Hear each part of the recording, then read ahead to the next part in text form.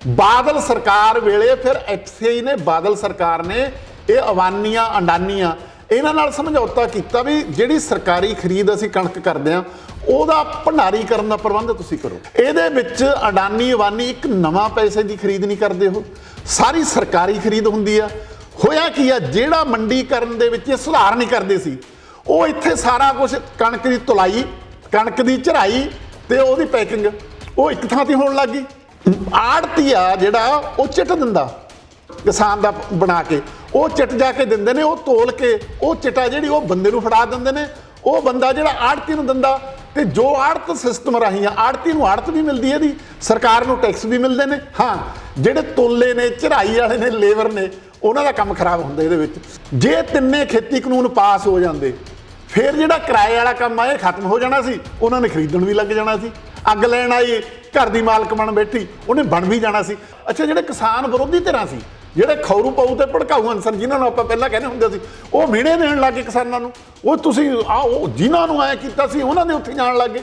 ਇੱਕ higher level ਦੀ ਤਕਨੀਕ ਆ ਗਈ। ਜੇ ਸਰਕਾਰ ਨਹੀਂ ਪੜਾਊ, ਕਿਸਾਨ ਨੇ ਜਿਹੜਾ ਫੌਰੀ ਤੌਰ ਤੇ ਉਹਨੂੰ ਲਾਹਾ ਮਿਲਦਾ, ਜਿਹਦਾ ਹੋਰ ਕੋਈ ਵੱਡਾ ਨੁਕਸਾਨ ਨਹੀਂ, ਉਹ ਲਾਹਾ ਕਿਉਂ ਛੱਡੂ ਜੀ ਕਿਸਾਨ। ਮੈਂ ਕਿੰਨੀ ਵਾਰ ਇਹਨਾਂ ਨੂੰ ਸਵਾਲ ਕੀਤਾ ਵੀ ਸਾਰੇ ਮੁਲਕ 'ਚ ਇੱਕ MSP ਕਿਵੇਂ ਹੋ ਜੂ।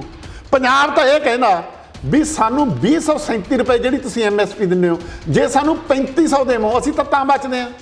ਕਿਸੇ ਥਾਂ ਤੇ ਕਣਕ ਦਾ ਖਰਚਾ ਜਿਹੜਾ ਉਹ 900 1100 ਹੁੰਦਾ, ਉੱਥੇ 1200 ਖਰੀਦੀ ਜਾਂਦੇ, ਉੱਥੇ MSP ਨਹੀਂ ਲਾਗੂ ਕਰਦੇ। ਕਿਉਂਕਿ ਕਿਸਾਨ ਅੰਦੋਲਨ ਕੋਲੇ MSP ਕਿਵੇਂ ਤੈਅ ਹੋਵੇ ਇਹਦੇ ਬਾਰੇ ਸਾਫ਼ ਤੇ ਸਪਸ਼ਟ ਸਮਝ ਹੈ ਨਹੀਂ ਹਾਲੇ ਵੀ। ਜਦੋਂ ਉਹਨਾਂ ਨਾਲ ਬਹਿਸ ਪੈਂਦੇ ਆ, ਐਂ ਤਾਂ ਬਹਿਸ ਪੈ ਜਾਂਦੇ ਆ ਵੀ ਠੀਕ ਆ, ਇੰਨੇ 17 ਲੱਖ ਕਰੋੜ ਖਰਚਾ ਹੋਊ, 12 ਲੱਖ ਕਰੋੜ ਵੇਚ ਦੋਗੇ, 5 ਲੱਖ ਕਰੋੜ ਦੀ ਫਾਇਦਾ ਫਰਕ ਪੈਂਦਾ, 5 ਲੱਖ ਕਰੋੜ ਤੁਸੀਂ ਹਰ ਇੱਕ ਸਾਲ ਕਾਰਪੋਰੇਟ ਨੂੰ ਮਾਫ ਕਰਦੇ ਹੋ। ਇੰਨੀ ਕੁ ਤਾਂ ਗੱਲ ਚੱਲਦੀ ਹੈ। ਸਹੀ ਵਿਚਾਰਾਂ ਦੀ ਰੋਸ਼ਨੀ ਬਿਨਾਂ ਅਮਲ ਹਨੇਰੇ 'ਚ ਟੱਕਰਾਂ ਮਾਰਨਾ ਹੁੰਦਾ ਹੈ। ਮੈਨੂੰ ਕਹਿਣ 'ਚ ਕੋਈ ਹਰਜ ਨਹੀਂ। ਪੰਜਾਬ ਦੀ ਪੋਲੀਟਿਕਸ ਬਾਰੇ ਕਿਸਾਨ ਆਗੂ ਹਨੇਰੇ 'ਚ ਟੱਕਰਾਂ ਮਾਰ ਰਹੇ ਨੇ, MSP ਬਾਰੇ ਹਾਲੇ ਹਨੇਰੇ 'ਚ ਟੱਕਰਾਂ ਮਾਰ ਰਹੇ ਨੇ, ਮੰਡੀਕਰਨ ਬਾਰੇ, ਭੰਡਾਰੀਕਰਨ ਬਾਰੇ, ਸੁਧਾਰਾਂ ਬਾਰੇ ਹਾਲੇ ਹਨੇਰੇ 'ਚ ਟੱਕਰਾਂ ਮਾਰ ਰਹੇ ਨੇ।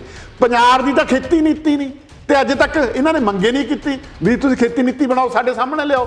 ਖੇਤੀ ਨੀਤੀ ਆਊ, ਉਹ ਤੇ ਵਿਚਾਰਾਂ ਤੇ ਬਹਿਸ ਹੋਊ ਨਾ ਜੀ, ਕੀ ਠੀਕ ਆ ਕੀ ਗਲਤ ਆ, ਉਹਦੇ ਅਨੁਸਾਰ ਪ੍ਰਬੰਧ ਹੋਊ। ਗਲਤੀਆਂ ਦਾ ਪਰਦਾ ਚਾਕ ਕਰਦਾ ਰਿਹਾ, ਵਿਰੋਧੀਆਂ ਦੇ ਫੁਲਤਰੇ ਉਡਾਉਂਦਾ ਰਿਹਾ, ਕਿਵੇਂ ਲੋਕਾਂ ਦੀ ਲੁੱਟ ਹੁੰਦੀ ਇਹ ਹੁੰਦੀ ਹੈ। ਪਰ ਭਗਵੰਤ ਮਾਨ ਨੇ ਹਾਲੇ ਤੱਕ ਇਹ ਨਹੀਂ ਕਿਹਾ ਆਹ ਮਸਲੇ ਦਾ ਹੱਲ ਆਇਆ, ਆਹ ਨੀਤੀ ਨਹੀਂ। ਇਹ ਜਿਹੜਾ ਕਹਿੰਦਾ ਨੀਤ ਚੰਗੀ ਚਾਹੀਦੀ ਆ, ਨੀਤ ਚੰਗੀ ਦਾ ਕਿਵੇਂ ਪਤਾ ਲੱਗੂ ਜਦੋਂ ਨੀਤੀ ਬਦਲੋਗੇ? ਨੀਤੀ ਤਾਂ ਤੁਸੀਂ ਵੀ ਬਦਲ ਨਹੀਂ ਰਹੇ। ਅੱਜ ਆਪਾਂ ਗੱਲਬਾਤ ਕਰਦੇ ਹਾਂ ਜੋ ਕਿ ਕਿਸਾਨ ਆਪਣੀ ਫਸਲ ਨੂੰ ਅੰਡਾਨੀਆਂ ਬਾਨੀਆਂ ਦੇ ਸੈਲੋ 'ਚ ਲਿਜਾ ਕੇ ਵੇਚ ਰਿਹਾ ਹੈ ਤੇ ਉਸ ਦਾ ਵਿਰੋਧ ਕੀਤਾ ਜਾ ਰਿਹਾ ਹੈ। ਇਸ ਵਿਸ਼ੇ ਬਾਰੇ ਆਪਾਂ ਅੱਜ ਗੱਲਬਾਤ ਕਰਦੇ ਹਾਂ ਮਾਲਵਿੰਦਰ ਸਿੰਘ ਮਾਲੀ ਜੀ ਨਾਲ। ਸਰ, ਕਿਸਾਨ ਕਿਉਂ ਅੰਡਾਨੀਆਂ ਬਾਨੀਆਂ ਦੇ ਸੈਲੋ ਵਿੱਚ ਆਪਣੀ ਕਣਕ ਵੇਚਣ ਜਾ ਰਿਹਾ ਹੈ? ਜਦੋਂ ਅਸੀਂ ਕਹਿੰਦੇ ਵੀ ਪੰਜਾਬ ਆ ਜਿਹੜਾ ਬੌਧਿਕ ਤੌਰ ਤੇ ਕੰਗਾਲੀ ਦਾ ਦੌਰ ਹੰਢਾ ਰਿਹਾ, ਜਿੰਨੀ ਵਿਵਾਦ ਮੈਂ ਸੈਲੋ ਬਾਰੇ ਦੇਖ ਰਿਹਾ, ਉਹ ਸਾਫ਼ ਦਿਖਾ ਰਿਹਾ ਵੀ ਨਾ ਸਾਡੀ ਕਿਸਾਨ ਲੀਡਰਸ਼ਿਪ, ਨਾ ਬੁੱਧੀਜੀਵੀ, ਨਾ ਕੋਈ ਹਮੈਤੀ ਇਸ ਮਸਲੇ ਬਾਰੇ ਸਪਸ਼ਟ ਹੀ ਨਹੀਂ ਵੀ ਇਹ ਚੱਕਰ ਕੀ ਆ। ਚੱਕਰ ਅਸਲ ਦੇ ਵਿੱਚ ਕੀ ਆ, ਜਿਹੜਾ ਅਸੀਂ ਕਹਿੰਦੇ ਨਾ ਪੰਜਾਬ ਦਾ ਮੰਡੀ ਬੋਰਡ ਆ, ਜਿਹੜਾ ਕਿਸਾਨ ਅੱਗੋਂ ਬੜਾ ਹੁੱਬ ਕੇ ਕਹਿੰਦੇ ਨੇ ਵੀ ਬਹੁਤ ਬਿਹਤਰ ਪ੍ਰਬੰਧ ਆ। ਬਿਲਕੁਲ ਬਿਹਤਰ ਪ੍ਰਬੰਧ ਆ, ਪਰ ਸਭ ਤੋਂ ਕਰਪਟ ਪ੍ਰਬੰਧ ਵੀ ਮੰਡੀ ਸਿਸਟਮ ਆ। ਪਿਛਲੇ ਲੰਮੇ ਸਮੇਂ ਤੋਂ ਬੜਾ ਪ੍ਰੈਸ਼ਰ ਪੈਂਦਾ ਰਿਹਾ ਮੰਡੀ ਸਿਸਟਮ ਦੇ ਵਿੱਚ ਸੁਧਾਰ ਕਰੋ। ਇਹਦੇ ਵਿੱਚ ਕਿਸਾਨ ਦੀ ਲੁੱਟ ਹੁੰਦੀ ਆ, ਹੇਰਾ ਫੇਰੀ ਹੁੰਦੀ ਆ, ਆਹ ਗੜਬੜਾਂ ਹੁੰਦੀਆਂ ਨੇ। ਸਰਕਾਰ ਤੇ ਸਿਆਸਤਦਾਨਾਂ ਨੇ ਮਿਲ ਕੇ ਕੋਈ ਸੁਧਾਰ ਨਹੀਂ ਕਰਨ ਦਿੱਤਾ। ਸਭ ਤੋਂ ਪਹਿਲਾਂ ਮਤਲਬ ਝਰਾਈ ਦੀ ਗੱਲ, ਤੁਲਾਈ ਦੀ ਗੱਲ, ਬਿਜਲਈ ਕੰਡੇ ਆਹ ਕਰੋ ਆਹ ਕਰੋ। ਇੱਕ ਦੋ ਥਾਵਾਂ ਤੇ ਇਹਨਾਂ ਨੇ ਖਰੀਦਿਆ ਮਿਲੀ ਭੁਗਤ ਨਾਲ, ਉਹ ਚਲਾਈ ਨਹੀਂ। ਹੁਣ ਕਿਸਾਨ ਆ ਜਿਹੜਾ ਮੰਡੀ 'ਚ ਤੋਲ 'ਚ ਵੀ ਹੇਰਾ ਫੇਰੀ ਹੁੰਦੀ ਹੈ ਉਹਦੇ ਨਾਲ, ਝਰਾਈ 'ਚ ਵੀ ਹੇਰਾ ਫੇਰੀ ਹੁੰਦੀ ਹੈ ਉਹਦੇ ਨਾਲ। ਮਤਲਬ ਇਹ ਸਾਰੇ ਅਮਲ ਦੇ ਦੌਰਾਨ ਇੱਕ ਪੱਖ ਤਾਂ ਇਹ ਆ। ਦੂਜਾ ਪੱਖ ਇਹ ਆ ਵੀ ਪੰਜਾਬ ਦੇ ਵਿੱਚੋਂ ਦੇਖੋ ਕਣਕ ਤੇ ਝੋਨੇ ਦਾ ਦਾਣਾ ਦਾਣਾ ਖਰੀਦਣ ਦੀ ਨੀਤੀ ਸੀ, ਪਰ ਉਹਨੂੰ ਭੰਡਾਰ ਕਰਨਾ ਜਿਹੜਾ ਪ੍ਰਬੰਧ ਸੀ ਉਹ ਪੂਰਾ ਨਹੀਂ ਸੀ, ਜਿਹਦੇ ਕਰਕੇ ਝੋਨਾ ਤੇ ਕਣਕ ਖੁੱਲੀਆਂ ਪਲਿੰਥਾਂ ਤੇ ਲੱਗਦੀ ਸੀ। ਜਿਹੜੇ ਗੋਦਾਮ ਬਣਾਏ ਸੀ ਉਹ ਬਹੁਤ ਉਹਨਾਂ ਨੂੰ ਆਧੁਨਿਕ ਨਹੀਂ ਕੀਤਾ, ਤਕਨੀਕ ਆਧੁਨਿਕ, ਉਹਨਾਂ ਨੂੰ ਮੁਰੰਮਤ ਵੀ ਨਹੀਂ ਕੀਤੀ, ਆਧੁਨਿਕ ਵੀ ਨਹੀਂ ਕੀਤਾ, ਜਿਹਦੇ ਕਰਕੇ ਭੰਡਾਰਨ ਦੇ ਵਿੱਚ ਬਹੁਤ ਵੱਡਾ ਨੁਕਸਾਨ ਹੋਣ ਲੱਗ ਗਿਆ। ਜਿਹਦੇ ਵਿੱਚੋਂ ਖੁੱਲੀ ਪਈ ਕਣਕ ਸੜ ਰਹੀ ਆ, ਇਹਦੇ ਵਿੱਚ ਹੀ ਕਰਪਸ਼ਨ ਅਸਲ 'ਚ, ਇਹਦੇ ਵਿੱਚ ਗੋਦਾਮਾਂ 'ਚ ਵੀ ਕਰਪਸ਼ਨ ਆ, ਇਹਦੇ ਵਿੱਚ ਮੰਡੀ ਬੋਰਡ ਦੇ ਮੁਲਾਜ਼ਮ, ਆੜਤੀਏ, ਐਫਸੀ ਵਾਲੇ ਅਫਸਰਸ਼ਾਹੀ ਸਿਆਸਤਦਾਨ ਜਿਹਦਾ ਜਿੱਥੇ ਹੱਥ ਪੈਂਦਾ ਇਹ ਸਭ ਤੋਂ ਵੱਡਾ ਕਰਪਟ ਸਿਸਟਮ ਆ। ਇਹਦੀ ਤੁਹਾਨੂੰ ਮੈਂ ਇੱਕ ਉਦਾਹਰਨ ਦਿੰਦਾ ਵੀ ਜਿਹੜਾ ਇਹ ਰੌਲਾ ਮਨਪ੍ਰੀਤ ਬੜੀ ਉਹਦੇ ਨਾਲ ਭਾਵਕ ਹੋ ਕੇ ਬੋਲਿਆ ਸੀ ਵਿਧਾਨ ਸਭਾ 'ਚ ਵੀ ਬਾਦਲ ਸਾਹਿਬ ਜਾਂਦੇ ਜਾਂਦੇ ਇੱਕ ਬਹੁਤ ਵੱਡਾ ਪਾਪ ਕਰ ਗਏ ਪੰਜਾਬ ਨਾਲ। 31,000 ਕਰੋੜ ਰੁਪਏ ਦਾ ਜਿਹੜਾ ਰੌਲਾ ਸੀ ਕੇਂਦਰ ਦੇ ਨਾਲ ਵੀ ਇਹ ਜਿਹੜਾ ਗੈਪ ਆ, ਇੰਨੇ ਪੈਸੇ ਦਿੱਤੇ, ਇੰਨਾ ਸਮਾਨ ਖਰੀਦਿਆ, ਕਿੰਨੇ ਚੌਲ ਮਿਲੇ, ਕਿੰਨੀ ਕਣਕ ਮਿਲੀ, ਉਹ ਗੈਪ ਆ ਜਿਹੜਾ ਕਰਜ਼ਾ ਬਣਾ ਗਏ ਪੰਜਾਬ ਦੇ ਸਿਰ। ਇਹ ਕਰਦੇ ਕੀ ਸੀ, ਇਹ ਨਾ ਬਾਹਰ ਦੀ ਸੜ ਗਈ ਕਣਕ, ਮੰਨ ਲਓ 1 ਲੱਖ ਕੁਇੰਟਲ ਸੜ ਗਈ, ਦਿਖਾਤੀ 6 ਲੱਖ ਕੁਇੰਟਲ, ਫਿਰ ਉਤੋਂ ਇਜਾਜ਼ਤ ਲੈ ਲੈਂਦੇ ਵੀ ਇਹਨੂੰ 6 ਰੁਪਏ ਦੇ ਹਿਸਾਬ ਨਾਲ ਵੇਚ ਦਿਓ ਸ਼ਰਾਬ ਸ਼ਰੂਬ ਬਣਾਉਣ ਵਾਲੇ ਹੋਰਾਂ ਨੂੰ, 1 ਲੱਖ ਉਹਨਾਂ ਨੂੰ ਵੇਚ ਦੇਣੀ, 6 ਲੱਖ ਆ ਜਿਹੜੀ ਉਹ 20 ਰੁਪਏ ਕਿਲੋ ਵੇਚ ਦੇਣੀ। ਇੱਕ ਵੱਡਾ IAS ਅਫਸਰ ਆ ਸਵਰੇਸ਼ ਕੌਸ਼ਲ, ਮੈਂ ਤੁਹਾਨੂੰ ਨਾਂ ਵੀ ਲੈ ਦਿੰਦਾ ਉਹਦਾ, ਉਹ ਬੜਾ ਇਸ ਮਾਮਲੇ 'ਚ ਆ ਕੇ ਬਦਨਾਮ ਹੋਇਆ ਸੀ। ਜਦੋਂ ਮੰਡੀ ਭੰਡਾਰੀ ਕਰਨ ਦਾ ਪ੍ਰਬੰਧ ਮਤਲਬ ਤਹਿਸ਼ ਨਹਿਸ਼ ਹੋ ਗਿਆ, ਨਕਾਰਾ ਹੋ ਗਿਆ, ਬਾਦਲ ਸਰਕਾਰ ਵੇਲੇ ਫਿਰ ਐਫਸੀਆਈ ਨੇ, ਬਾਦਲ ਸਰਕਾਰ ਨੇ ਇਹ ਅਵਾਨੀਆਂ ਅੰਡਾਨੀਆਂ ਇਹਨਾਂ ਨਾਲ ਸਮਝੌਤਾ ਕੀਤਾ ਵੀ ਜਿਹੜੀ ਸਰਕਾਰੀ ਖਰੀਦ ਅਸੀਂ ਕਣਕ ਕਰਦੇ ਆ ਉਹਦਾ ਭੰਡਾਰੀ ਕਰਨ ਦਾ ਪ੍ਰਬੰਧ ਤੁਸੀਂ ਕਰੋ। ਯਾਨੀ ਕਿ ਫਸਲ ਦੀ ਖਰੀਦ ਸਰਕਾਰੀ ਹੈ ਪਰ ਦਿੱਤੀ ਪ੍ਰਾਈਵੇਟ ਨੂੰ ਜਾ ਰਹੀ। ਉਹ ਪ੍ਰਾਈਵੇਟ ਨੇ ਕਿਉਂਕਿ ਸਰਕਾਰ ਕੋਲੇ ਪੈਸੇ ਨਹੀਂ, ਸਰਕਾਰ ਉਹ ਸਰਾਹ ਨਹੀਂ ਪੈਣਾ ਚਾਹੁੰਦੀ, ਸਰਕਾਰ ਕੋਲੇ ਪੈਸੇ ਤਾਂ ਹੁੰਦੀ ਆ। ਪਹਿਲਾਂ ਜਿਵੇਂ ਸਰਕਾਰੀ ਸਕੂਲ ਖਤਮ ਕਰੋ, ਪ੍ਰਾਈਵੇਟ ਖੋਲ ਦਿਓ, ਸਰਕਾਰੀ ਬੱਸਾਂ ਰੋਡਵੇਜ ਦੀ ਲਾਰੀ ਨਾ ਕੋਈ ਸ਼ੀਸ਼ਾ ਨਾ ਕੋਈ ਵਾਰੀ, ਮੁੜ ਕੇ ਪ੍ਰਾਈਵੇਟ ਨੂੰ ਖੋਲ ਦਿਓ। ਹਰਿਆਣੇ 'ਚ ਨਹੀਂ ਪ੍ਰਾਈਵੇਟ ਜੀ, ਹਿਮਾਚਲ 'ਚ ਨਹੀਂ ਪ੍ਰਾਈਵੇਟ। ਇਸੇ ਤਰ੍ਹਾਂ ਇਹਨਾਂ ਨੇ ਪ੍ਰਬੰਧਨ ਦਾ ਜਿਹੜਾ ਪ੍ਰਬੰਧ ਆ ਉਹ ਪ੍ਰਾਈਵੇਟਾਂ ਨੂੰ ਦਿੱਤਾ। ਉਹਦੇ ਵਿੱਚ ਉਹਨਾਂ ਨੇ ਕੀ ਕੀਤਾ, ਸਰਕਾਰ ਨੇ ਜ਼ਮੀਨ ਖਰੀਦ ਕੇ ਦਿੱਤੀ, ਰੇਲਵੇ ਲਿੰਕ ਦਿੱਤਾ, ਕਿੰਨੀਆਂ ਟੈਕਸਾਂ ਦੀਆਂ ਰੇਤਾਂ ਲਈਆਂ, ਲੋਨ ਲਿਆ ਉਹਦੀਆਂ ਰੇਤਾਂ ਲਈਆਂ, ਫਿਰ ਸਮਝੌਤਾ ਕੀਤਾ ਵੀ ਤੁਹਾਡਾ ਇਹ ਖਾਲੀ ਰਹੇ ਜਾਂ ਭਰਿਆ ਰਹੇ, ਇੰਨੇ ਪੈਸੇ ਘੱਟ ਤੋਂ ਘੱਟ ਤੁਹਾਨੂੰ ਅਸੀਂ ਕਿਰਾਏ ਦੇ ਦੇਵਾਂਗੇ। ਕਿਰਾਏ ਦੀਆਂ ਸ਼ਰਤਾਂ ਵੀ ਜ਼ਿਆਦਾ ਤੈਅ ਕੀਤੀਆਂ, ਹਰ ਇੱਕ ਸਾਲ ਕਿੰਨੇ % ਵਾਧਾ ਹੋਊ ਉਹ ਵੀ ਆਪਣੀ ਮਰਜ਼ੀ ਨਾਲ ਤੈਅ ਕੀਤਾ। ਜਾਣੀ ਸਰਕਾਰੀ ਖਜ਼ਾਨੇ ਨੂੰ ਚੂਨਾ ਲਾਉਣ ਦਾ ਸਿਸਟਮ ਸਾਰਾ ਇਹ ਬਣਿਆ ਹੋਇਆ। ਇਹਦੇ ਵਿੱਚ ਅਡਾਨੀ ਅਵਾਨੀ ਇੱਕ ਨਵਾਂ ਪੈਸੇ ਦੀ ਖਰੀਦ ਨਹੀਂ ਕਰਦੇ, ਉਹ ਸਾਰੀ ਸਰਕਾਰੀ ਖਰੀਦ ਹੁੰਦੀ ਆ। ਹੋਇਆ ਕੀ ਆ, ਜਿਹੜਾ ਮੰਡੀਕਰਨ ਦੇ ਵਿੱਚ ਇਹ ਸੁਧਾਰ ਨਹੀਂ ਕਰਦੇ ਸੀ, ਉਹ ਇੱਥੇ ਸਾਰਾ ਕੁਝ ਕਣਕ ਦੀ ਤੁਲਾਈ, ਕਣਕ ਦੀ ਝਰਾਈ ਤੇ ਉਹਦੀ ਪੈਕਿੰਗ ਉਹ ਇੱਕ ਥਾਂ ਤੇ ਹੋਣ ਲੱਗ ਗਈ। ਆੜਤੀਆ ਜਿਹੜਾ ਉਹ ਚਿੱਟ ਦਿੰਦਾ ਕਿਸਾਨ ਦਾ ਬਣਾ ਕੇ, ਉਹ ਚਿੱਟ ਜਾ ਕੇ ਦਿੰਦੇ ਨੇ, ਉਹ ਤੋਲ ਕੇ ਉਹ ਚਿੱਟਾ ਜਿਹੜੀ ਉਹ ਬੰਦੇ ਨੂੰ ਫੜਾ ਦਿੰਦੇ ਨੇ, ਉਹ ਬੰਦਾ ਜਿਹੜਾ ਆੜਤੀ ਨੂੰ ਦਿੰਦਾ। ਤੇ ਜੋ ਆੜਤ ਸਿਸਟਮ ਰਾਹੀਂ ਆ, ਆੜਤੀ ਨੂੰ ਆੜਤ ਵੀ ਮਿਲਦੀ ਹੈ ਇਹਦੀ, ਸਰਕਾਰ ਨੂੰ ਟੈਕਸ ਵੀ ਮਿਲਦੇ ਨੇ। ਹਾਂ, ਜਿਹੜੇ ਤੋਲੇ ਨੇ, ਝਰਾਈ ਵਾਲੇ ਨੇ, ਲੇਬਰ ਨੇ, ਉਹਨਾਂ ਦਾ ਕੰਮ ਖਰਾਬ ਹੁੰਦਾ ਇਹਦੇ ਵਿੱਚ। ਦੂਜਾ ਜਿਹੜੀ ਢੁਆਈ ਆ ਮੰਡੀ ਤੋਂ, ਕਿਸਾਨ ਦੇ ਇਹ ਪੈਸੇ ਬਚ ਜਾਂਦੇ ਨੇ, 1000 ਰੁਪਏ ਟਰਾਲੀ ਕਹਿੰਦੇ ਨੇ ਬਚਦਾ, ਤੇ ਸਰਕਾਰ ਦੀ ਸਾਰੀ ਢੁਆਈ ਬਚ ਜਾਂਦੀ ਆ। ਜਿਹੜੀਆਂ ਟਰੱਕ ਯੂਨੀਅਨਾਂ ਨੇ ਇਹਨਾਂ ਨੇ ਬੜੇ ਲੁੱਟ ਤੇ ਬਦਮਾਸ਼ੀ ਦੇ ਅੱਡੇ ਬਣੇ ਹੋਏ ਨੇ, ਚਾਹੇ ਗਰੀਬ ਹੋਣ ਜੋ ਮਰਜ਼ੀ। ਇਹ ਮਤਲਬ 5 ਕਿਲੋਮੀਟਰ ਤੋਂ ਢੁਆਈ ਹੁੰਦੀ ਆ, 8-8 10,000 ਰੁਪਏ ਇੱਕ ਗੇੜੇ ਦਾ ਕਰਦੇ ਨੇ, ਉਹਦੇ ਵਿੱਚੋਂ ਵੀ ਗਾਂ ਬੋਰੀਆਂ ਲੈਂਦੀਆਂ ਨੇ, ਬਹੁਤ ਸਾਰੀ ਗੜਬੜ ਹੁੰਦੀ ਆ। ਉਹਨਾਂ ਨੂੰ ਢੁਆਈ ਦੀ ਬਚਤ ਹੋ ਜਾਂਦੀ ਆ। ਇੰਨਾ ਕੁ ਸਿਸਟਮ ਹੈ ਇਹ ਕਿਸਾਨ ਆਗੂ ਕਿਸਾਨ ਆਗੂ ਕਿਉਂ ਗੜਬੜ ਹੋਈ ਉਹਨਾਂ ਤੋਂ, ਕਿਉਂਕਿ ਕਿਸਾਨਾਂ ਦੇ ਵਿੱਚ ਕਾੜਤੀਆਂ ਦੀ ਲਾਬੀ ਆ ਜਿਹੜੀ ਮੰਡੀ ਸੁਧਾਰ ਕਰਨ ਨਹੀਂ ਦੇਣਾ ਚਾਹੁੰਦੀ ਸੀ, ਜਿਹੜੀ ਇਹ ਚਾਹੁੰਦੀ ਸੀ ਵੀ ਇਹ ਗੱਲ ਕੀ ਹੈ ਜੀ ਵੀ ਕਿਸਾਨ ਨੇ ਜਿਣਸ ਵੇਚੀ ਆ, ਸਿੱਧੇ ਉਹਦੇ ਖਾਤੇ 'ਚ ਪੈਸੇ, ਇਹ 'ਚ ਬੜੇ ਅੜਕੇ ਲਾਏ ਉਹਨਾਂ ਨੇ। ਉਲਟਾ ਮੰਡੀ ਬੋਰਡ ਜਿਹਦਾ ਸਾਰਾ ਕੰਮ ਇਹ ਕਿਸਾਨ ਭਲਾਈ ਲਈ ਹੁੰਦਾ, ਉਹਦੇ ਵਿੱਚ ਇੱਕ ਪੋਸਟ ਕ੍ਰੀਏਟ ਕਰਤੀ ਵਾਈਸ ਚੇਅਰਮੈਨ ਦੀ, ਬਾਦਲ ਸਾਹਿਬ ਨੇ ਉੱਥੇ ਆੜਤ ਯੂਨੀਅਨ ਦਾ ਪ੍ਰਧਾਨ ਉੱਥੇ ਬੈਠਣ ਲਾਤਾ, ਵਾਈਸ ਪ੍ਰਧਾਨ ਲਾਤਾ। ਸੋ ਇਹ ਸਾਰਾ ਸਿਸਟਮ ਕਰਕੇ ਕਾਰਪੋਰੇਟ ਨੂੰ ਰਾਹ ਖੋਲਤਾ ਭੰਡਾਰੀ ਕਰਨ ਦਾ। ਹਾਂ, ਸਮਝੌਤਾ ਕਰ ਲਿਆ। ਜੇ ਤਿੰਨੇ ਖੇਤੀ ਕਾਨੂੰਨ ਪਾਸ ਹੋ ਜਾਂਦੇ, ਫਿਰ ਜਿਹੜਾ ਕਿਰਾਏ ਵਾਲਾ ਕੰਮ ਆ ਇਹ ਖਤਮ ਹੋ ਜਾਣਾ ਸੀ, ਉਹਨਾਂ ਨੇ ਖਰੀਦਣ ਵੀ ਲੱਗ ਜਾਣਾ ਸੀ। ਅੱਗ ਲੈਣ ਆਈ ਘਰ ਦੀ ਮਾਲਕ ਬਣ ਬੈਠੀ, ਉਹਨੇ ਬਣ ਵੀ ਜਾਣਾ ਸੀ। ਪਰ ਹੁਣ ਇਹ ਉਸ ਰੂਪ 'ਚ ਨਹੀਂ ਗੱਲ ਹੈਗੀ। ਇਹ ਕਹਿੰਦੇ ਨੇ ਮੰਡੀਕਰਨ ਸਿਸਟਮ ਖਤਮ ਹੋ ਜੂ। ਜਦੋਂ ਮੰਡੀਆਂ 'ਚ ਤੁਸੀਂ ਸੁਧਾਰ ਹੀ ਨਹੀਂ ਕਰਦੇ, ਮੰਡੀਆਂ 'ਚ ਪ੍ਰਬੰਧ ਕਰੋੜਾਂ ਰੁਪਏ ਮੰਡੀਆਂ ਦਾ ਵੀ ਇਹ ਸਾਰੇ ਪ੍ਰਬੰਧ ਖਾਤਰ ਕਿਸਾਨਾਂ ਨੂੰ ਕੀ ਸਹੂਲਤਾਂ ਦੇਣੀ, ਆਹ ਦੇਣੀ ਆ, ਕਿਸੇ ਨੂੰ ਪਤਾ? ਮੈਂ ਕਿਹਾ ਸੀ ਸਰਕਾਰ ਨੂੰ ਵੀ ਲਿਖ ਕੇ ਲਾਓ ਬੋਰਡ ਉੱਤੇ ਵੀ ਆਹ ਮੰਡੀ ਦਾ ਇੰਨੇ ਦਾ ਠੇਕਾ, ਇਹਦੇ ਖਾਤਰ ਆਹ ਸਹੂਲਤਾਂ ਦਿੱਤੀਆਂ ਜਾਣਗੀਆਂ, ਕਿਤੇ ਕੋਈ ਨਹੀਂ ਲਾਉਂਦਾ। ਸੋ ਇਹ ਆ ਜਿਹੜਾ ਇਹ ਸਾਡੀ ਅਨਪੜ੍ਹਤਾ ਦਾ ਜਾਂ ਮਾਮਲੇ ਬਾਰੇ ਸਪਸ਼ਟਤਾ ਨਾ ਹੋਣ ਦਾ ਸਬੂਤ ਆ ਕਿ ਫੇਸਬੁੱਕ ਤੇ ਅੱਛਾ, ਜਿਹੜੇ ਕਿਸਾਨ ਵਿਰੋਧੀ ਧਿਰਾਂ ਸੀ, ਜਿਹੜੇ ਖੌਰੂ ਪਾਊ ਤੇ ਭੜਕਾਊ ਅਨਸਰ ਜਿਨ੍ਹਾਂ ਨੂੰ ਆਪਾਂ ਪਹਿਲਾਂ ਕਹਿੰਦੇ ਹੁੰਦੇ ਸੀ, ਉਹ ਮਿਹਣੇ ਦੇਣ ਲੱਗ ਗਏ ਕਿਸਾਨਾਂ ਨੂੰ। ਉਹ ਤੁਸੀਂ ਉਹ ਜਿਨ੍ਹਾਂ ਨੂੰ ਐਂ ਕੀਤਾ ਸੀ ਉਹਨਾਂ ਦੇ ਉੱਥੇ ਜਾਣ ਲੱਗ ਗਏ। ਇੱਕ ਹਾਇਰ ਲੈਵਲ ਦੀ ਤਕਨੀਕ ਆ ਗਈ। ਜੇ ਸਰਕਾਰ ਨਹੀਂ ਪੜਾਊ, ਕਿਸਾਨ ਨੇ ਜਿਹੜਾ ਫੌਰੀ ਤੌਰ ਤੇ ਉਹਨੂੰ ਲਾਹਾ ਮਿਲਦਾ, ਜਿਹਦਾ ਹੋਰ ਕੋਈ ਵੱਡਾ ਨੁਕਸਾਨ ਨਹੀਂ, ਉਹ ਲਾਹਾ ਕਿਉਂ ਛੱਡੂ ਜੀ ਕਿਸਾਨ? ਇਸੇ ਕਰਕੇ ਨਾ ਕਿਸਾਨ ਰੁਕਦੇ ਆ, ਸਮਾਂ ਦੇ ਜੇ ਕੋਈ ਟੋਕਦਾ ਉਹ ਸਮਾਂ ਦੇ ਕਈ ਆਲੋਚਨਾ ਵੀ ਕਰਦੇ ਆ। ਸੋ ਇਹ ਆ ਰੀਅਲ ਸਮੱਸਿਆ। ਚਾਹੀਦਾ ਸਾਨੂੰ ਇਹ ਆ ਵੀ ਜਿਹੜੇ ਲਾਗੇ ਸੈਲੋ ਚੱਲ ਲਾਗੇ, ਇਦੋਂ ਬਾਅਦ ਇਹਨਾਂ ਚੀਜ਼ਾਂ ਦੇ ਭੰਡਾਰੀ ਕਰਨ ਦਾ ਸਰਕਾਰ ਪ੍ਰਬੰਧ ਕਰੇ, ਸਰਕਾਰ ਆਪਣੇ ਹੱਥ 'ਚ ਲਵੇ, ਨਾਲੇ ਸਸਤਾ ਹੋਊਗਾ, ਵੱਡੇ ਪੱਧਰ ਤੇ ਨਹੀਂ। ਅੱਜ ਮੋਗੇ ਕੋਲੇ ਸੈਲੋ ਖੁੱਲਿਆ, ਕੱਲ ਨੂੰ ਕੋਈ ਸੰਗਰੂਰ ਕੋਲੇ ਖੁੱਲੂ, ਛਿੱਟਾ ਵਾਲੇ ਕੋਲੇ ਮੇਰਾ ਖਿਆਲ ਖੁੱਲੇ ਗਿਆ ਇੱਕ, ਪਰਸੋਂ ਨੂੰ ਨਵਾਂ ਸ਼ਹਿਰ ਖੁੱਲੂ, ਉਧਰੋਂ ਦੂਜੇ ਪਾਸੇ ਖੁੱਲੂ। ਜਦੋਂ ਤੱਕ ਇਸ ਨੂੰ ਰੋਕ ਕੇ ਤੁਸੀਂ ਸਰਕਾਰੀ ਪ੍ਰਬੰਧ ਨਹੀਂ ਬਣਾਉਂਦੇ ਆਧੁਨਿਕ ਲੀਹਾਂ ਤੇ, ਉਦੋਂ ਤੱਕ ਇਹ ਸਮੱਸਿਆ ਹੱਲ ਨਹੀਂ ਹੋਣੀ। ਠੀਕ ਕੀਤਾ ਜਾ ਸਕਦਾ ਮੰਡੀਕਰਨ ਪ੍ਰਬੰਧ ਦੇ ਵਿੱਚ ਸੁਧਾਰ ਕਰਕੇ, ਭੰਡਾਰਨ ਦਾ ਸਰਕਾਰੀ ਸਿਸਟਮ ਕਰਕੇ। ਇਦੋਂ ਬਿਨਾਂ ਤੁਸੀਂ ਕਿਸਾਨਾਂ ਨੂੰ ਕਿਉਂ ਕਹੋਗੇ ਜੀ? ਕਿਹੜਾ ਬੰਦਾ ਨਹੀਂ ਸੁੱਖ ਸਹੂਲਤ ਖਾਤਰ ਜਾਂਦਾ? ਜਦੋਂ ਦੇਖੋ ਸਰਕਾਰੀ ਖਰੀਦ ਆ, ਇਹ ਸਾਰੀ ਜਿਹੜੀ ਕਣਕ ਉੱਥੇ ਜਮ੍ਹਾਂ ਹੋਈ ਹੈ ਸਰਕਾਰ ਦੀ ਆ। ਮੁਲਕ ਦੇ ਵਿੱਚ PDS ਪ੍ਰਣਾਲੀ ਰਾਹੀਂ, ਜਨਤਕ ਵੰਡ ਪ੍ਰਣਾਲੀ ਜਿਹਨੂੰ ਆਪਾਂ ਕਹਿੰਦੇ ਆ, ਉਹਦੇ ਰਾਹੀਂ ਇਹ ਜਾਣਾ। ਸਰਕਾਰੀ ਅਨਾਜ ਆ, ਸਰਕਾਰ ਦੇ ਹੁਕਮਾਂ 'ਚ ਸਰਕਾਰੀ ਡਿਪੂਆਂ 'ਚ ਵਿਕਣਾ। ਅਵਾਨੀ ਨੇ ਤਾਂ ਇੱਕ ਗੋਦਾਮ ਬਣਾਇਆ, ਉਹਦਾ ਉਹਨੇ ਲਾਹਾ ਲਿਆ, ਰੇਤਾਂ ਲਈਆਂ ਨੇ ਤੇ ਕਿਰਾਇਆ ਵੀ ਵਧੀਆ ਲੈ ਰਿਹਾ। ਇੰਨੀ ਕੁ ਸਮੱਸਿਆ। ਪਰ ਮੈਂ ਫੇਰ ਕਹਿਣਾ, ਜੇ ਪੰਜਾਬ ਦੇ ਮੰਡੀਕਰਨ ਸਿਸਟਮ 'ਚ ਸੁਧਾਰ ਨਾ ਕੀਤਾ ਤਾਂ ਇਹ ਹੋਰ ਵਧਣਗੇ ਤੇ ਇੱਕ ਦਿਨ ਇਹਨਾਂ ਨੂੰ ਖੁੱਲ੍ਹ ਖਰੀਦਣ ਦੀ ਵੀ ਦੇ ਦਿੱਤੀ ਜਾਊ। ਦੇਖੋ ਅਡਾਨੀ ਅਵਾਨੀਆਂ ਦਾ ਇਸ ਵਾਰ ਤਾਂ ਇੰਟਰਸਟ ਹੋ ਸਕਦਾ ਵੀ ਪੰਜਾਬ 'ਚੋਂ ਕਣਕ ਖਰੀਦੀਏ, ਕਿਉਂਕਿ ਕੌਮਾਂਤਰੀ ਮੰਡੀ 'ਚ ਭਾਅ ਬਹੁਤ ਵੱਧ ਗਿਆ, 3000-3500 ਰੁਪਏ ਕੁਇੰਟਲ ਤੋਂ ਆ ਗਿਆ ਰੂਸ ਯੂਕਰੇਨ ਦੀ ਜੰਗ ਕਰਕੇ। ਜਿਹੜੇ ਪ੍ਰਾਈਵੇਟ ਇਕੱਠੀ ਕਰ ਲੈਣਗੇ ਕਣਕ, ਉਹ ਮੁਨਾਫਾ ਵੀ ਕਮਾ ਲੈਣਗੇ। ਪਰ ਕਿਸਾਨਾਂ ਦਾ ਤਾਂ ਸਿਸਟਮ ਇਹੋ ਜੀ, ਪਹਿਲਾਂ ਤਾਂ ਹੁੰਦੀਆਂ ਸੀ ਜੀ ਕੱਚੇ ਘਰਾਂ 'ਚ ਮਤਲਬ ਬਣਾਈਆਂ, ਹੁਣ ਤਾਂ ਕਿਸਾਨ ਕੋਲੇ ਵੱਡੇ ਤਾਂ ਹੋ ਸਕਦਾ ਕੋਈ ਸਾਂਭ ਲੈਣ, ਹੁਣ ਤਾਂ ਕਿਸਾਨ ਕੋਲੇ ਕਣਕ ਸਾਂਭਣ ਦਾ ਵੀ ਪ੍ਰਬੰਧ ਹੈ ਨਹੀਂ। ਜਿਹੜੇ ਪ੍ਰਾਈਵੇਟ ਖਰੀਦ ਕੇ ਸਰਕਾਰੀ ਰੇਟ ਤੇ ਕਿਤੇ ਕੋਈ ਦਿੱਕਤ ਨਹੀਂ ਆਉਂਦੀ। ਆ ਦਾਣੇ ਦੀ ਸਮੱਸਿਆ ਜੀ ਆਈ ਆ, ਇਹ ਵੀ ਵਿੱਚ ਆ ਜਾਣੀ ਆ, ਉਹ ਫਾਇਦਾ ਖੱਟ ਜਾਣਗੇ ਇਹਨੂੰ। ਇਦੋਂ ਬਿਨਾਂ ਤਾਂ ਇਹਦਾ ਕੋਈ ਰਾਹ ਨਹੀਂ ਨਾ ਜੀ। ਮਤਲਬ ਤੁਹਾਨੂੰ ਸਪਸ਼ਟ, ਜਦੋਂ ਤੁਸੀਂ ਲੋਕਾਂ ਨੂੰ ਸਹੀ ਚੇਤਨਾ ਨਹੀਂ ਦਿੰਦੇ, ਸਹੀ ਸਮਝ ਨਹੀਂ ਦਿੰਦੇ, ਪਹਿਲਾਂ ਵੀ ਘਰਾਓ ਕਰਨ ਦਾ ਇਹਦਾ ਕੋਈ ਮਤਲਬ ਨਹੀਂ ਸੀ।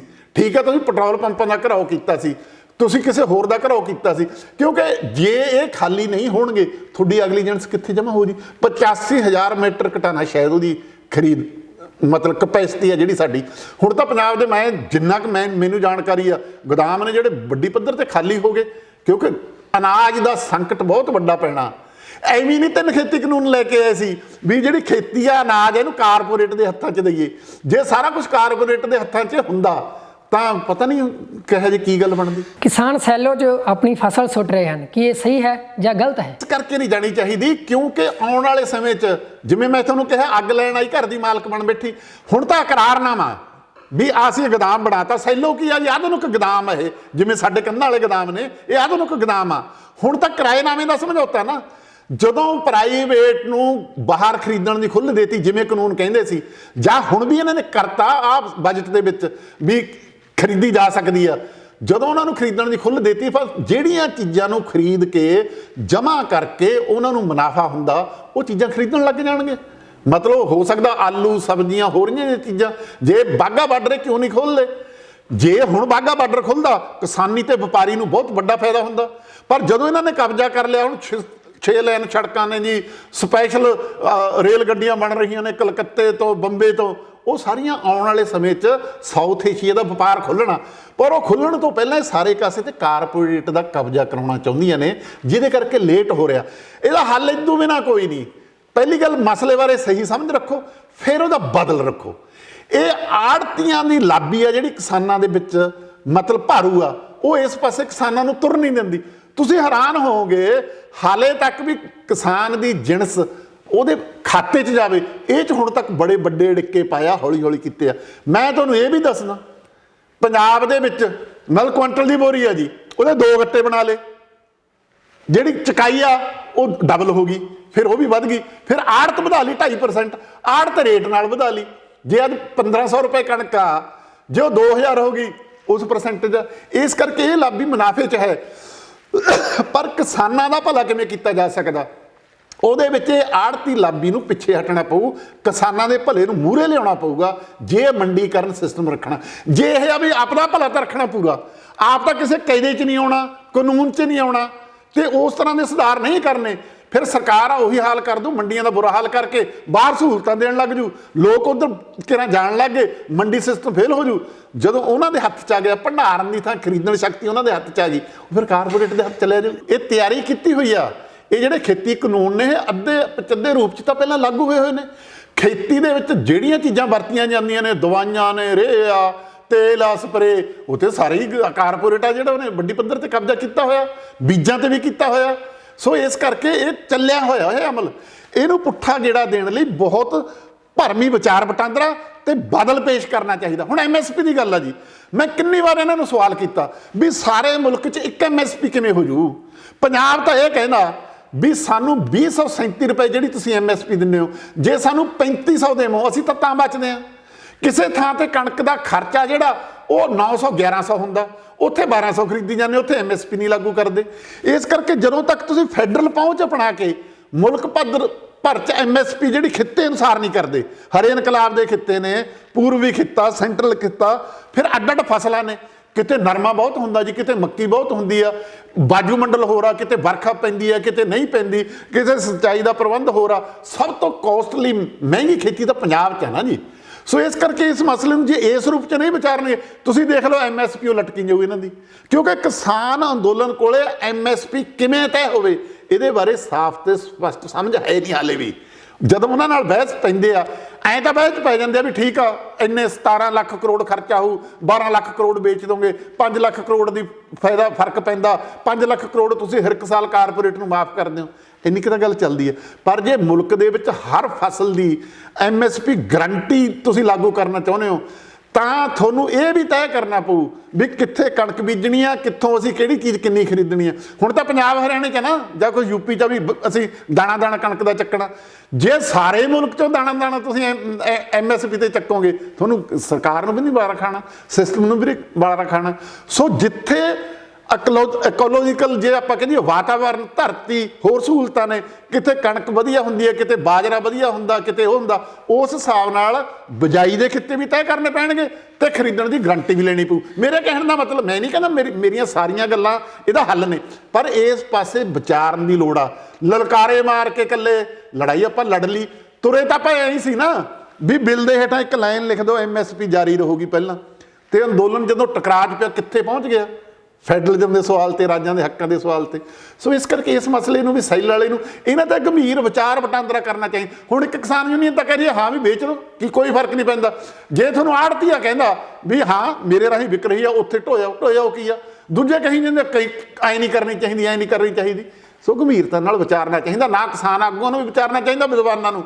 ਬਾਕੀ ਫੇਸਬੁੱਕ ਕੀ ਮੰਡੀਰ ਤਾਂ ਵਿਚਾਰੀ ਨੇ ਹਲੇ ਕੀ ਵਿਚਾਰਨਾ। ਕੀ MSP ਪੂਰੇ ਸੂਬਿਆਂ ਵਿੱਚ ਅਲੱਗ-ਅਲੱਗ ਤਰੀਕੇ ਨਾਲ ਲਾਗੂ ਕੀਤੀ ਜਾ ਸਕਦੀ ਹੈ? MSP ਲਾਗੂ ਕਰਨ ਖਾਤਰ, ਤੈਅ ਕਰਨ ਖਾਤਰ ਫੈਡਰਲ ਪਹੁੰਚ ਅਪਣਾਉਣੀ ਪਊਗੀ।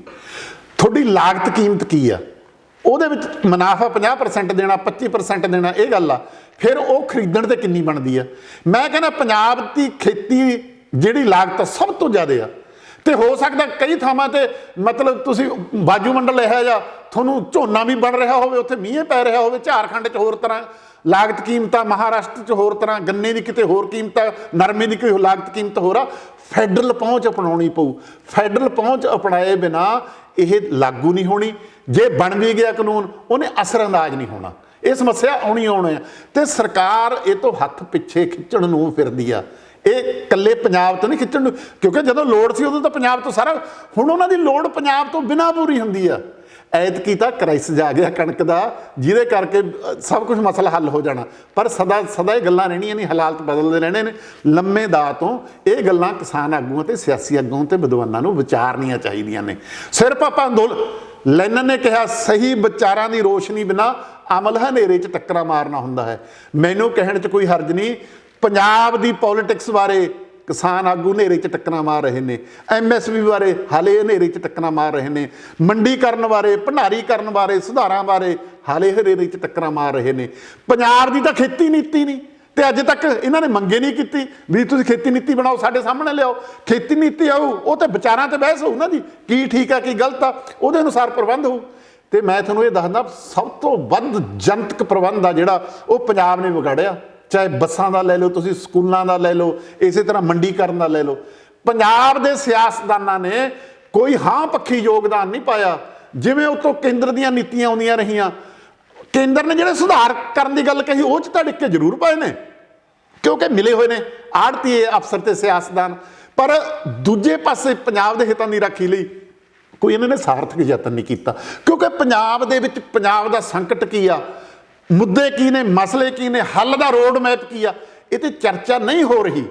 ਨਵਜੋਤ ਸਿੰਘ ਸਿੱਧੂ ਨੇ ਛੇੜੀ ਸੀ ਚਰਚਾ, ਭਟਕਾਤੀ, ਸਾਰੇ ਭਾਸ਼ਾ ਵਿਗਿਆਨੀ ਬਣਾਤੇ, ਬੋਲਚਾਲ ਠੀਕ ਨਹੀਂ ਚਾਹੀਦੀ ਜੀ, ਆਹ ਚਾਹੀਦਾ। ਮੈਨੀਫੈਸਟ ਤੋਂ ਬਿਨਾਂ ਚੋਣਾਂ ਲੜੀਆਂ ਗਈਆਂ ਨੇ, ਵਾਅਦਿਆਂ ਨੂੰ ਗਰੰਟੀਆਂ ਕਰਤਾ, ਤੇ ਗਰੰਟੀਆਂ ਦਾ ਹਾਲ ਕੀ ਹੋ ਰਿਹਾ, ਆਉਣ ਵਾਲੇ ਸਮੇਂ 'ਚ ਕੀ ਹੋ ਤੁਹਾਨੂੰ ਸਾਹਮਣੇ ਆ ਜੀ। ਭਗਵੰਤ ਮਾਨ ਹੁਣ ਕਿੱਥੇ ਸਟੈਂਡ ਕਰਨਗੇ? ਨਹੀਂ, ਭਗਵੰਤ ਮਾਨ ਦੀਆਂ ਦੋ ਗੱਲਾਂ ਨੇ। ਦੇਖੋ, ਪ੍ਰਸ਼ਾਸਨ ਚਲਾਉਣਾ ਇੱਕ ਹੋਰ ਗੱਲ ਆ।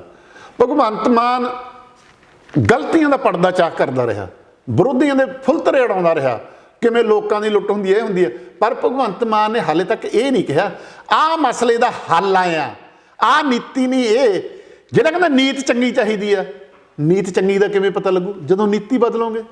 ਨੀਤੀ ਤਾਂ ਤੁਸੀਂ ਕੋਈ ਬਦਲ ਨਹੀਂ ਰਹੇ, ਕੱਲੇ ਫੈਸਲਿਆਂ ਦਾ। ਉਹਨੂੰ ਚੰਨੀ ਨੂੰ ਕੀ ਕਹਿੰਦੇ ਸੀ, ਐਲਾਨ ਮੰਤਰੀ, ਐਲਾਨਜੀਤ ਸਿੰਘ, ਇਹਨੂੰ ਐਲਾਨਵੰਤ ਸਿੰਘ ਕਹਿਣ ਲੱਗ ਜਾਵਾਂਗੇ ਜੇ ਐਲਾਨਾਂ ਦਾ ਨੋਟੀਫਿਕੇਸ਼ਨ ਇਹਨਾਂ ਕਿਤੇ ਹੋਇਆ। ਜਿਵੇਂ ਹੁਣ ਸਾਹਮਣੇ ਆ ਰਿਹਾ, ਜਿਵੇਂ ਗਵਰਨਰ ਦੀ ਕੁੱਛੜ ਚੜਿਆ ਫਿਰਦਾ ਸੰਵਿਧਾਨ ਰਵਾਇਤਾਂ ਨੂੰ ਤੋੜ ਕੇ, ਜਿਵੇਂ ਕੇਜਰੀਵਾਲ ਅਫਸਰਸ਼ਾਹੀ ਦੀਆਂ ਮੀਟਿੰਗਾਂ ਕਰ ਰਿਹਾ, ਇਹ ਤਾਂ ਪੰਜਾਬ ਲਈ ਬਹੁਤ ਖਤਰੇ ਦੀ ਘੰਟੀ ਆ। ਜਿਹੜੇ ਪੰਜਾਬੀਆਂ ਨੇ ਅਜੇ ਤੱਕ ਕੇਜਰੀਵਾਲ ਨੇੜੇ ਨਹੀਂ ਲੱਗਣ ਦਿੱਤਾ ਸੀ ਵੀ ਤੂੰ ਕੌਣ ਆ ਸਾਡੇ ਤੇ ਰਾਜ ਕਰ ਜਾਏਗਾ, ਭਗਵੰਤ ਮਾਨ ਨੂੰ ਮੂਹਰੇ ਲਾ ਕੇ ਜੇ ਸਰਕਾਰ ਆ ਗਈ ਦਿੱਲੀ ਰਾਹੀਂ ਜਾਂ ਅਮਿਤ ਸ਼ਾਹ ਗਵਰਨਰ ਰਾਹੀਂ ਜਿਹੜਾ ਕਰ ਰਿਹਾ ਤੇ ਕੇਜਰੀਵਾਲ ਅਫਸਰਸ਼ਾਹੀ ਕਰ ਰਿਹਾ, ਇਹ ਭਗਵੰਤ ਮਾਨ ਨੂੰ ਮਹਿੰਗਾ ਪਊ, ਉਹਨੂੰ ਸੋਚਣਾ ਚਾਹੀਦਾ।